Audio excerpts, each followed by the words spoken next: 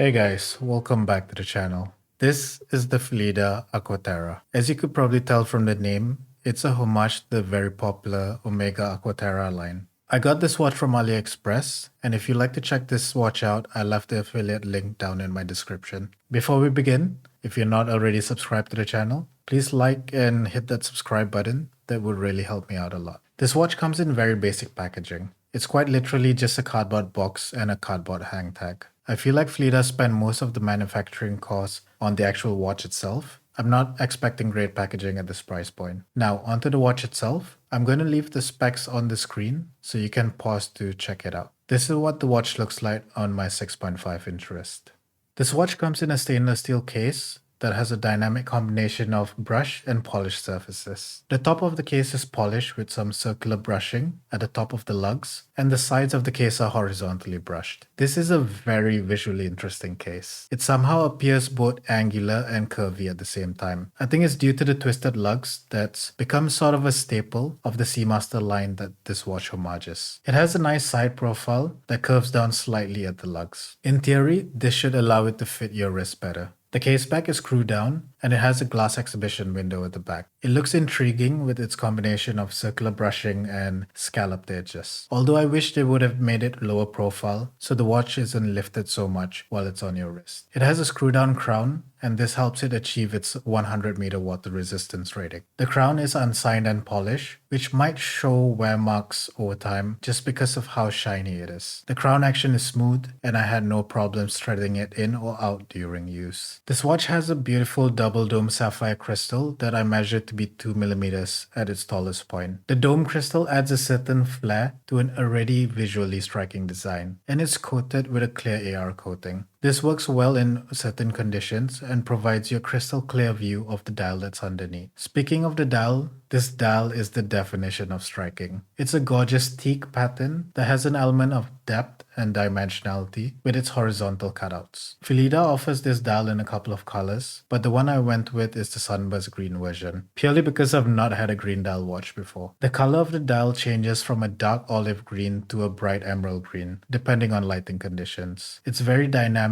and visually fun to look at. The dial is surrounded by a chapter ring that's circularly engraved and features a numbered marker every 5 minutes. It also has applied indices, which is another standout feature of this watch. The indices have polished beveled edges around it, and it's brushed on top where the lume sits. The dimensionality and combination of finishes is frankly outstanding for the price point. The finishing is not the cleanest, but that's not something you'll really notice, unless you're looking at it through a macro lens. You'll also find a vintage date cutout at the 3 o'clock position. The date wheel is printed in white against a black background, which helps it blend in with a darker dial color. The hands are Dauphine styled, with an arrow tip on the minute and seconds hand to make it easier to tell the exact time. The hands are angled in the middle and have a polished finish all around. It catches the light pretty well, allowing you to tell the time in various lighting conditions. The lume on this watch glows a cool blue color when the lights are out. I'm not sure what type of lume this is exactly. It's not as strong as BGW9, but it's decent enough for the type of watch this is. It needs to be charged with a blast of light if you want it to last more than a couple of hours through the night. The movement powering this watch is the Seiko Instruments NH35. It's a reliable movement,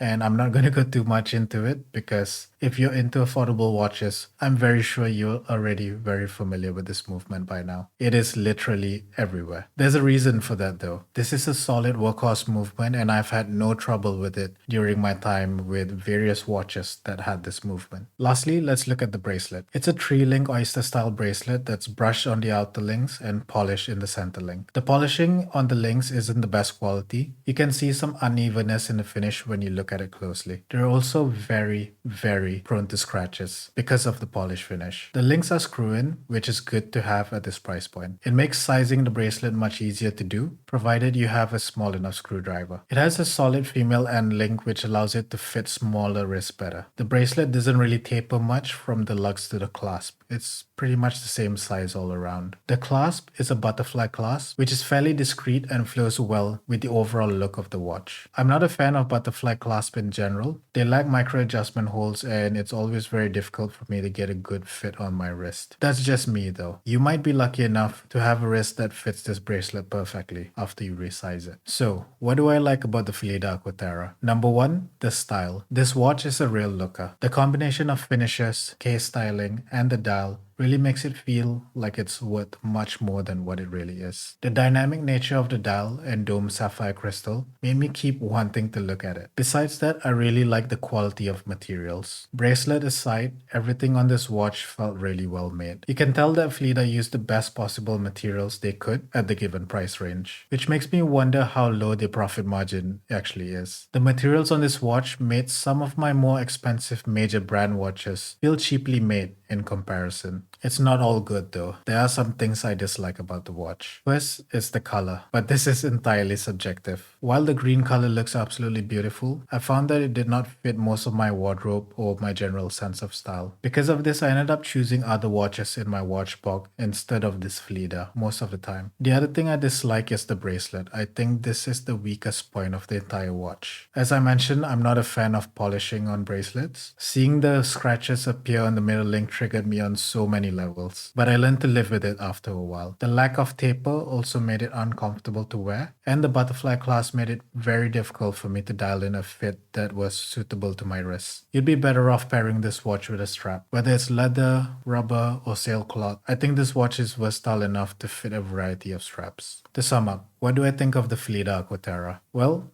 all in, I think this is an excellent choice if you're looking for a watch that looks good and is versatile for different occasions, especially if you go with a safe dial color. It looks good, it's built great, and it has a 100-meter watt resistance rating, meaning you can use it for various occasions. If you've always wanted the Omega Aqua Terra, but you weren't really sure about shelling out that much money on one yet, buying this Phylida Homage could give you an idea of what owning the original would feel like. I think it's a good way to get your feet in the water at a much lower price point. Again, if you're looking to pick this watch up, I've left my affiliate link in the description down below. Thank you so much for watching. Like this video if you liked it, subscribe if you're not subscribed, and I will see you guys on the next one. Take care.